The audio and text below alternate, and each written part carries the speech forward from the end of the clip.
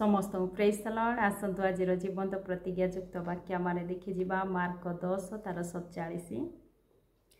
से जे नाजरीतीय जीशु यह शुणी से उच्च स्वर रे कहिबाकु लागिला, हे दाऊद संतान जीशु मते दया करंतु। यह जिरिहर टिमायर पुत्र बाटिमय अंध भिक्षुक विषय लिखा जाए। आउ जिरिह नगर दे जिरिहर पथ दे जीशु आपा जेतेबेले गमन करुअछंती आ बाटिमय अंध जानी पारुअछि जे ए पथ दे जीशु आपा से जाउअछंती। आउ से अंधतार से मुक्त हेबा पई इच्छा करी से जीशु आपा को अति उच्च स्वर रे डाकी कहूछि, हे दाऊद संतान जीशु मते दया करंतु। किंतु विभिन्न परिस्थिति ताको अटकाई रखुछि। अनेक लोक ताको तुनी हेबा पई धमक मध्य दउछंती, ताको आगु को जीवा पाई दउनाहांती, किंतु से सकल परिस्थिति को से दृष्टि करू नाही। आज जे प्रकार हेले मध्य से अंधतार मुक्त हेबा पाई इच्छा करी से जीशु आपा को डाक पकाउछि। अति उच्च स्वर रे डाक पकाउछि, हे दाऊद संतान जीशु मते दया करंतु।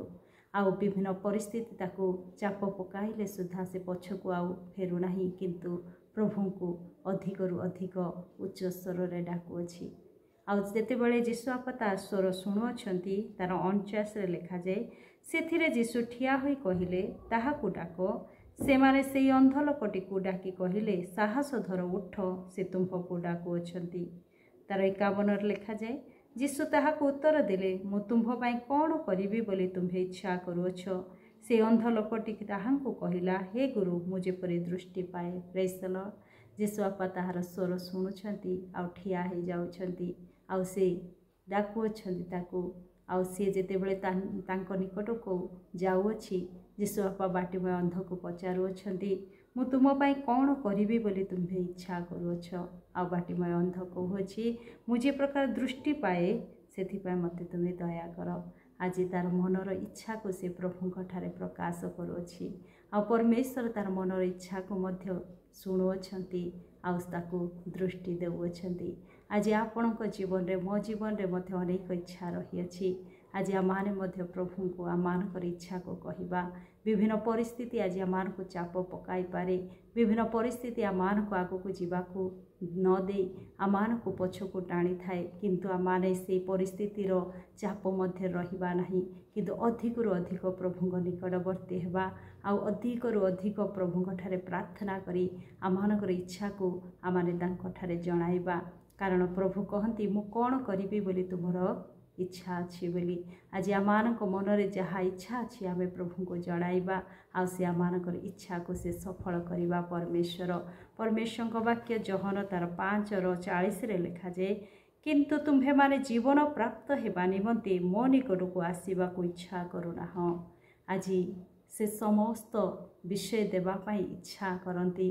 आज आमानकर जीवन परित्राण पाइबा पाई, आमानक जीवन अनंत जीवन को लाभ करिबा पाई आमाने जदि मनर इच्छा करियछु, ताहले आमाने ताहांक निकटवर्ती हेबा। परमेश्वर वाक्य लिखा जाए, तुम्हे माने जीवन प्राप्त हेबा निमंते मो निकट आसीबा को इच्छा करुनाह। आज आमाने जदि इच्छा करिबा नाही, ताहले आमाने से अनंत जीवन को प्राप्त हो पारिबा नाही।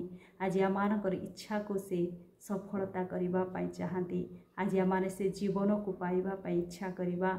आम जीवन जहाँ भी इच्छा करुअछु आमाने प्रार्थनार सहित प्रभु को जणाइबा। से आमानकर समस्त इच्छा को सफल करिबे। प्रभुंकर वाक्य लिखा जाए तार जहन 16:24 रे, ए पर्यंत तुम्हे माने मो नामरे किछि मागिनाह, माग पुणी तुम्भमानक आनंद जेपरि पूर्ण हुए सेथि निमंते तुम्हे माने ताहा पाइबो। Praise the lord. आमानकर प्रतिटी मागिबा विषय को से देबा पाई इच्छा करती। आमानकर आनंद को से पूर्णता करिबा पाई चाहती। आज बाटिमय अंध से इच्छा कला अंधतार मुक्त हेबा पाई, आ प्रभु तार मनर इच्छा को सफल करी ताको दृष्टि देले।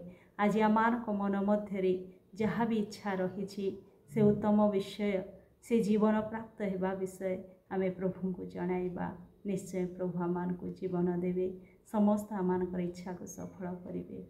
प्रभु ए वाक्य दे मते आपन को आशीर्वाद करंतु। आमेन।